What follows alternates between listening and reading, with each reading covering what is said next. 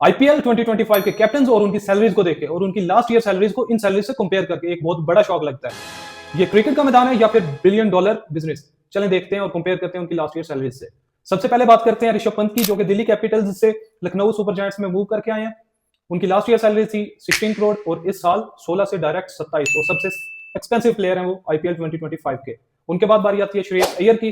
वो last year थे Kolkata night Riders में, इस साल मूव करके आए हैं पंजाब में, और लास्ट ईयर सैलरी थी उनकी 12.25 करोड़ और अब 26.7 करोड़। उसके बाद हम बात करते हैं ऋतुराज गायकवाड़ की। Chennai super king last team थी उनकी और करंट टीम भी उनकी चेन्नई ही है। लास्ट सैलरी उनकी थी 6 करोड़ और इस साल 18 करोड़।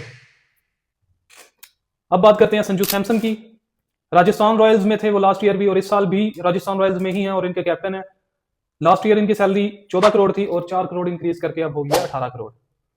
पैट कमिंस के सनराइजर्स हैदराबाद के कैप्टन थे लास्ट ईयर और इस साल भी सनराइजर हैदराबाद ने ही उन्हें रिटेन किया है और वो कैप्टन है, लेकिन सैलरी में उनका थोड़ा सा मसला बना है।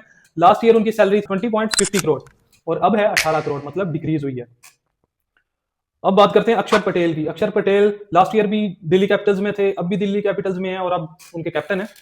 लास्ट ईयर उनकी थी 12 करोड़, अब है 16.5 करोड़। अब बात करते हैं शुभमन गिल की। गुजरात टाइटंस लास्ट टीम थी उनकी और इस साल भी वो गुजरात टाइटंस में ही है। 8 करोड़ उनकी लास्ट ईयर सैलरी थी और अब बढ़कर हो गई है 16.5 करोड़। बात करते हैं हार्दिक पांड्या की। मुंबई इंडियंस की तरफ से खेलते हैं, लास्ट ईयर भी मुंबई इंडियंस के कैप्टन थे और अब भी मुंबई इंडियंस के कैप्टन है।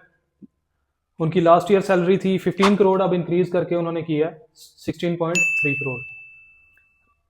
आरसीबी के कैप्टन रजत पतिगर, वो लास्ट ईयर भी आरसीबी की तरफ से थे, अब भी आरसीबी की तरफ से हैं और इस साल वो आरसीबी के कैप्टन है। लास्ट ईयर आरसीबी के कैप्टन फैफ डु प्लेसिस से।